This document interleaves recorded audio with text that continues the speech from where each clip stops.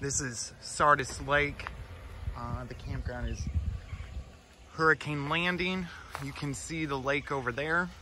I am delivering trigger to this campsite, getting ready to level it out and wait for the guests to arrive.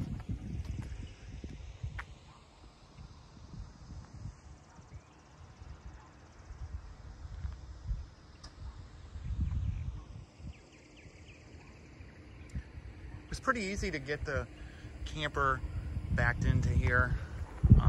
Some campsites can be more tricky than others. This was a pretty straightforward. So I'm going to stop the video and get it leveled out.